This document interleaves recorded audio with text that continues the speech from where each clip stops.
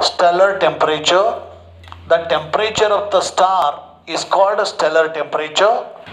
Based on surface temperature, the stars are classified into O, B, A, F, G, K, M. So according to the Wien's displacement law, wavelength of the maximum intensity of radiation is inversely proportional to its absolute temperature.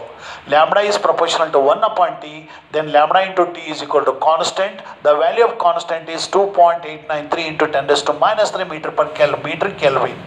Lambda into T equal to idadre, then T is equal to 2.893 into 10 raised to minus 3 meter Kelvin divided by lambda. ಇಲ್ಲಿ ನಮಗೆ ಗೊತ್ತಿದೆ sun is the G group star and sun emits the yellow light. M coldest stars are the M group stars, emits the red light, and the hottest stars ಅಂತಂದ್ರೆ O group stars emits the white light.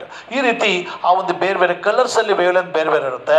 For example ಈ ಒಂದು ಸನ್ ಇಂದ emit ಆಗ್ತಕ್ಕಂಥ colour ಅದು yellow light, ಯೆಲ್ಲೋದು wavelength ಅನ್ನು use ಮಾಡ್ತೀವಿ, nearly 6000 angstrom. ಅದನ್ನು ಯೂಸ್ ಮಾಡ್ಕೊಂಡು ಕ್ಯಾಲ್ಕುಲೇಟ್ ಮಾಡಿದ್ವಿ ಅಂದರೆ surface temperature of the sun is 6000 kelvin. ಈ ರೀತಿ ಸ್ಟಾರ್ಸ್ಗಳ ಸರ್ಫೇಸ್ ಟೆಂಪರೇಚರನ್ನು ಕ್ಯಾಲ್ಕುಲೇಟ್ ಮಾಡಿದ್ದೀವಿ. ಆದರೆ ಈ ಒಂದು temperature of the star, pressure and luminosity of the star is goes on increases with increasing the depth of the star. At the core of the star, luminosity is very high, temperature is very high, and that value of pressure is also, internal pressure is also very high.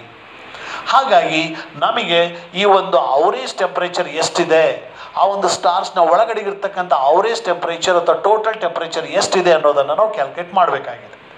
ಆ ಒಂದು temperature calculate ಮಾಡಬೇಕಾದ್ರೆ ಸ್ಟಾರ್ಸ್ನ ಒಳಗಡೆಗೆ the star contains the hydrogen and helium. Because of nuclear fusion reaction hydrogen is converted into helium.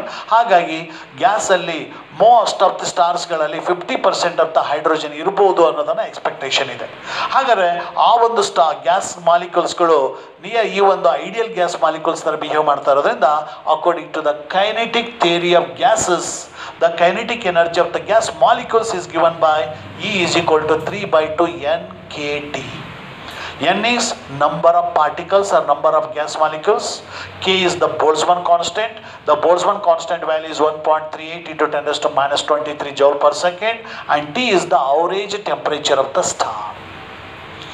ಸರಿ, ಹಾಗಾದರೆ ಇಲ್ಲಿ total number of particles ಬೇಕು ಅಂತಂದರೆ capital M divided by small m. Capital M means total mass of the star, M means small m means mass of the particle. ಒಂದೊಂದು ಪಾರ್ಟಿಕಲ್ದು ಮಾಸನ್ನು small m ಅಂತೇಳಿ, total mass of the ಸ್ಟಾರನ್ನು capital M ಅಂತ ತೊಗೊಂಡ್ರೆ capital M ಅನ್ನು small m ಇಂದ divide ಮಾಡಿದಾಗ ನಂಬರ್ ಆಫ್ ಪಾರ್ಟಿಕಲ್ ಸಿಗುತ್ತೆ. ಅಥವಾ capital M is equal to cross multiply ಮಾಡಿದ್ರೆ N ಇಂಟು M ಸಿಗುತ್ತೆ. ಅಂದರೆ ಒಂದೊಂದು ಪಾರ್ಟಿಕಲ್ನ ಮಾಸನ್ನು ಅಲ್ಲಿರ್ತಕ್ಕಂಥ ಟೋಟಲ್ ನಂಬರ್ ಆಫ್ ಪಾರ್ಟಿಕಲ್ಸಿಂದ ಮಲ್ಟಿಪ್ಲೈ ಮಾಡಿದ್ರೆ total mass of the gas ಅಥವಾ total mass of the star ಸಿಗುತ್ತೆ. ಅದೇ ರೀತಿ ವೈರಲ್ ಥಿಯರಮು ಸಹಿತ ಎಕ್ಸ್ಪ್ಲೇನ್ ಮಾಡುತ್ತೆ ಈ ಒಂದು kinetic energy of the gases ಅನ್ನು according to that gravitational force. ಆ ಒಂದು gravitational force of attraction basis ಮೇಲೆ ಆ ಒಂದು ಗ್ಯಾಸ್ ಮಾಲಿಕ್ಯೂಲ್ಸ್ ಅಲ್ಲಿ ಇರ್ತಕ್ಕಂಥ ಕೈನೆಟಿಕ್ ಎನರ್ಜಿನೂ ಸಹಿತ ಎಕ್ಸ್ಪ್ಲೇನ್ ಮಾಡುತ್ತೆ ವೈರಲ್ ಥಿಯರಮ್.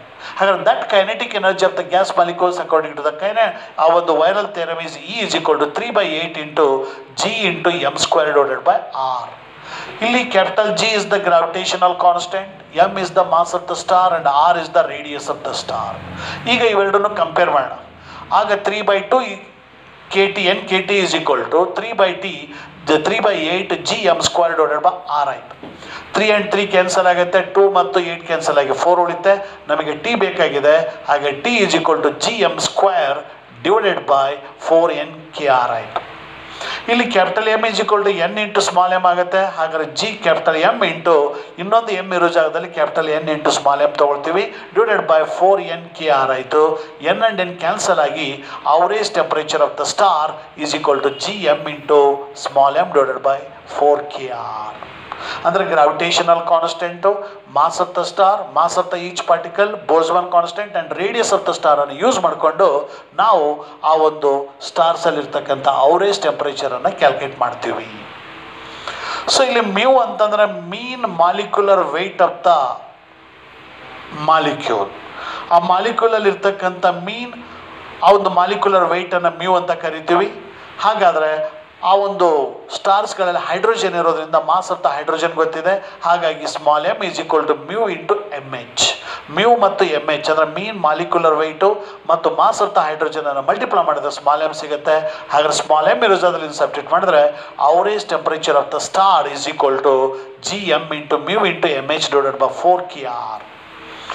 ಈ ಒಂದು ಮ್ಯೂ ವ್ಯಾಲ್ಯೂ ಅಂದರೆ ಈ ಒಂದು ಹೈಡ್ರೋಜನಲ್ಲಿ ಮ್ಯೂ ವ್ಯಾಲ್ಯೂ 0.5 ಇದೆ. ಅಂದರೆ ಅಯನೈಸೇಷನ್ ಆಯಿತು, ಹೈಡ್ರೋಜನ್ ಮಾಲಿಕ್ಯೂಲ್ಸ್ಗಳು ಅಯನೈಸ್ ಆಗೋದ್ರಿಂದ ಆ ಒಂದು ಸನ್ನಲ್ಲಿ mu is equal to 0.5 and mass of the hydrogen molecule 1.67 into 10⁻27 kg. ಆ ವ್ಯಾಲ್ಯೂಯನ್ನು ಸಬ್ಸ್ಟಿಟ್ಯೂಟ್ ಮಾಡಿ ಸಿಂಪ್ಲಿಫೈ ಮಾಡಿದ್ರೆ average temperature of the sun becomes 2 into 10⁻7 kelvin. ಅಂದರೆ ಈ ಒಂದು ಕೋರ್ ಆಫ್ ದಿ ಸ್ಟಾರಲ್ಲಿ ಇರ್ತಕ್ಕಂಥ ಟೆಂಪ್ರೇಚರು, ಅಂದರೆ ಕೋರ್ ಆಫ್ ದ ಸನ್ನಲ್ಲಿ ಇರ್ತಕ್ಕಂಥ ಟೆಂಪ್ರೇಚರು 2 ಇಂಟು 10⁻7 ಕೆಲ್ವಿನ್ ಇದೆ. ಇಷ್ಟು ಹೈ ಟೆಂಪ್ರೇಚರ್ ಇರೋದ್ರಿಂದನೇ ಕೋರ್ ಆಫ್ ದ ಸ್ಟಾರ್ಸಲ್ಲಿ series of thermonuclear fusion reactions takes place. ಅಂದರೆ ಪ್ರೋಟಾನ್ ಸೈಕಲ್ಲು ಮತ್ತು ನೈಟ್ರೋಜನ್ ಪ್ರೋಟಾನ್ ಸೈಕಲ್ಸ್ಗಳು ಈ ಒಂದು ಕೋರ್ ಆಫ್ ದ ಸ್ಟಾರ್ಸಲ್ಲಿ ನಡೆಯುತ್ತೆ because of this high temperature and also due to high internal pressure. ಹಾಗಾಗಿ ಅವರೇಜ್ ಟೆಂಪರೇಚರ್ ಆಫ್ ದ ಸ್ಟಾರನ್ನು ಕಂಪೇರ್ ಮಾಡಿ ವಿತ್ ದ ಸನ್ ಜೊತೆ ಕಂಪೇರ್ ಮಾಡಿ ನಾವು ಕ್ಯಾಲ್ಕುಲೇಟ್ ಮಾಡ್ತೀವಿ.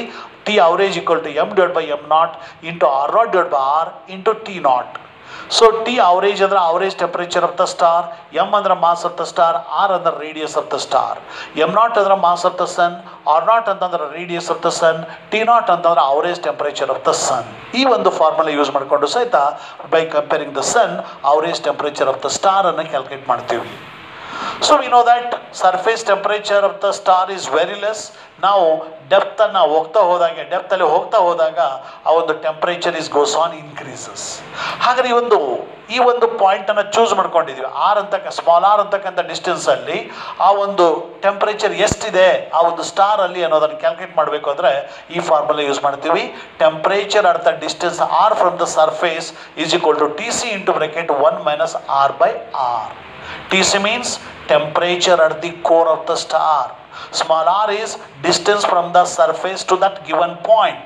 Surface in the given point the distance small r, and capital R is radius of the star. If small r equal to capital R ಅಂತಂದರೆ T of R is equal to Tc ಅಂದರೆ at the core ಅಲ್ಲಿ temperature ಎಷ್ಟಿದೆ ಅಂತ ಸಿಗುತ್ತೆ. ಅಂದರೆ ಈ surface of the star ಇಂದ ಯಾವುದೇ ಒಂದು ಪಾಯಿಂಟಲ್ಲಿ ಸರ್ಫೇಸಲ್ಲಿ ಮಿಡ್ ಪಾಯಿಂಟಲ್ಲಿ ಅಥವಾ ಕೋರಲ್ಲಿ ಟೆಂಪರೇಚರ್ ಎಷ್ಟಿದೆ ಅನ್ನೋದನ್ನು ಸಹಿತ ಕ್ಯಾಲ್ಕುಲೇಟ್ ಮಾಡ್ಬೋದು using this equation T of R is equal to Tc into bracket 1 minus R divided by R. ಈ ರೀತಿ ನಾವು ಸ್ಟಾರ್ಸ್ಗಳ ಟೆಂಪರೇಚರ್ನ ಡಿಟರ್ಮಿನ್ ಮಾಡ್ತೀವಿ by the different equations. Okay.